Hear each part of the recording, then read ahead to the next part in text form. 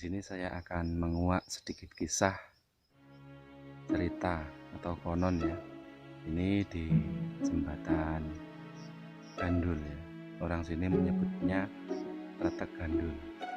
Di sini di belakang saya ini ada semak-semak bebatuan. Semak-semak bebatuan ini mengandung unsur beberapa lapis dari model jenis bentuk kerangka pembuatan, baik dari sistem pembuatannya, baik dari sistem pengerjaannya. Ini semuanya dikerjakan oleh orang-orang zaman Belanda. Walaupun konon yang jelas ini pribumi Tuban yang dipekerjakan adalah orang-orang pribumi sendiri di samping baratnya jembatan Gandul. Kenapa saya sampai menjabarkan tentang isi daripada jalan Gandul ini? Konon ketika saya masih kecil, usia kira-kira 10-15 tahun yang lampau, di sini ini juga pernah disebut bahwasanya pembuatan jalan ini juga selain memerlukan tenaga dari orang-orang pribumi pas pada masa peperangan zaman Belanda atau zaman Jepang dahulu ya, ini tempat ini selain diburuk pakai bebatuan dan tanah-tanah atau sistem yang lain, tempat ini juga ada beberapa mayat yang dikubur di sini. Dari tempat saya duduk kisaran 100 meter baratnya jembatan Gandul ini ya. Samping kanan kiri jembatan ini mempunyai volume ketinggian 5-6 meter dari atas ke bawah. Yang dari barat sampai ke timur bentuk lurusnya yaitu kisaran 1500 meter. Ini adalah bentuk salah satu rangkaian jembatan Gandul di desa Selang ya. Jembatan ini jembatan jalur penghubung antara Kecamatan Gerabakan dan Montong menuju ke arah Tuban atau ke arah kota. Di belakang saya ini mempunyai beberapa unsur jenis bebatuan atau teknikal pemasangan bebatuan dari jarak 1500 meter dengan tebal volume 5-6 meter ketinggian jalan ini. Bayangkan orang-orang dahulu banyak sejarah menguak kasus tentang jembatan ini. Saat ini saya bertempat di dekatnya jembatan, kurang lebih jarak 50 meter. Di sini saya akan menunjukkan peninggalan dari jenis atau fitur pembuatan jembatan ini. Alhamdulillah masih ada jembatan yang bentuk pasangan batunya masih utuh. Ini akan saya dokumentasikan. Ayo kita simak videonya. Nah, ini posisinya masih terbentuk seperti sedia kala, belum ada perubahan dari tangan-tangan manusia ya. Ini tidak memakai bahan seperti semen seperti apa, kan tetapi ini bebatuan langsung ditata sedemikian rupa bagusnya, seperti arkeologi yang ada zaman dahulu. Ini yang memperkerjakan ialah para generasi zaman dahulu atau para pahlawan yang mendahului kita. Bisa kita sebut para orang-orang tua yang telah gugur di perjuangannya dalam mempertahankan NKRI ini.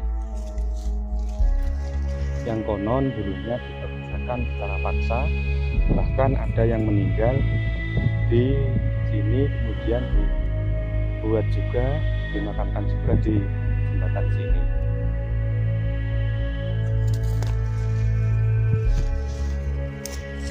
Ini masih utuh, mudah-mudahan tidak diambil orang lagi.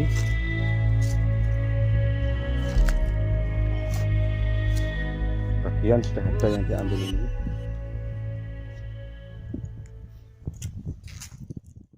Awalnya di sini saya juga terinspirasi oleh teman-teman yang mengupload tentang kondisi keistimewaan atau kondisi keadaan yang ada di jembatan Gandul ini, akan keindahannya.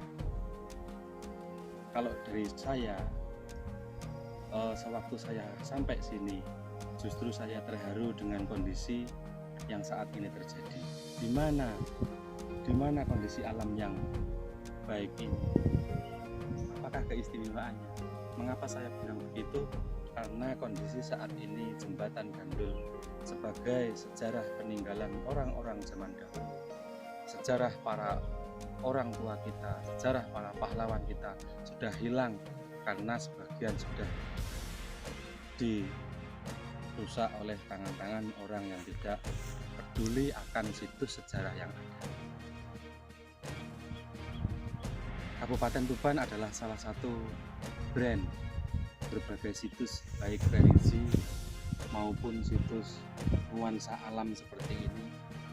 Akan tetapi semenjak saya datang ke sini, dari berbagai bentuk batuannya, dari berbagai cara penggaliannya, atau bentuk cara pembuatan monumen atau jembatan ini, sungguh menakjubkan.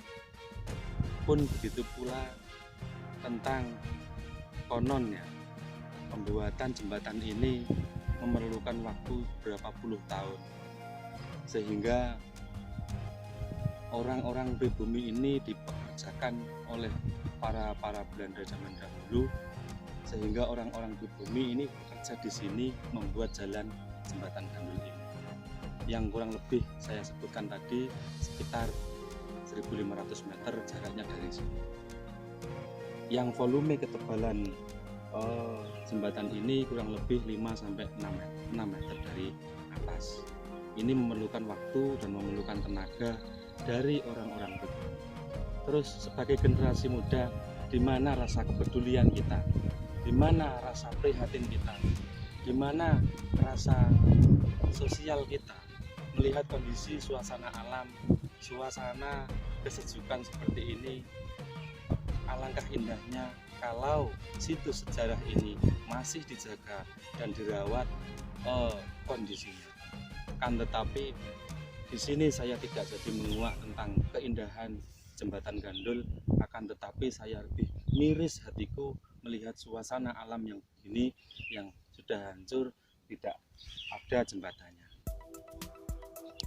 Kesimpulan daripada apa yang saya jabarkan ini, mudah-mudahan sedikit memotivasi diri pribadi khususnya, kemudian di kalangan pemuda di Tuban umumnya, agar apa? Bukan saya membuat video ini untuk viral atau untuk dikenal banyak orang, bukan.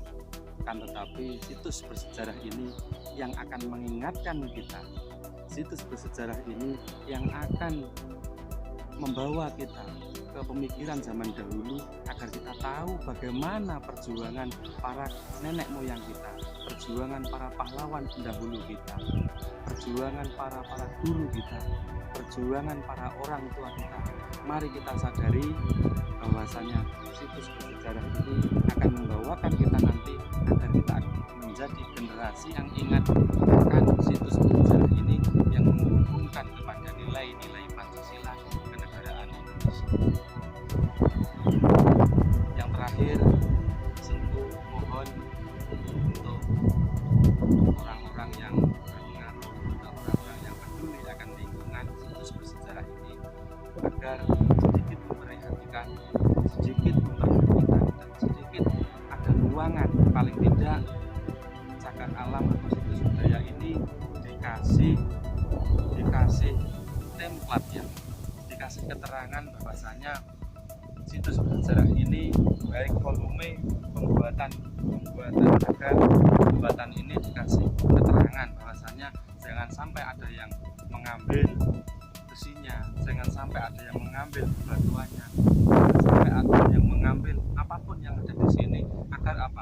nilai-nilai sejarah ini bisa kita simak, bisa kita turunkan kepada anak cucu kita, agar kita bisa mengenal inilah Indonesia, inilah budaya Indonesia, dan Indonesia akan selalu dikenang bahwasanya Indonesia adalah negara kesatuan Republik Indonesia yang mempunyai nilai-nilai yang positif dan bersejarah terhadap bangsa dan negara ini umumnya, dan khususnya kepada warga negara Indonesia, agar bisa bermanfaat dan bisa disebut negara berdaulat. Terima kasih, sekian dari saya, kurang lebihnya mohon maaf. Saya akhiri. Assalamualaikum warahmatullahi wabarakatuh.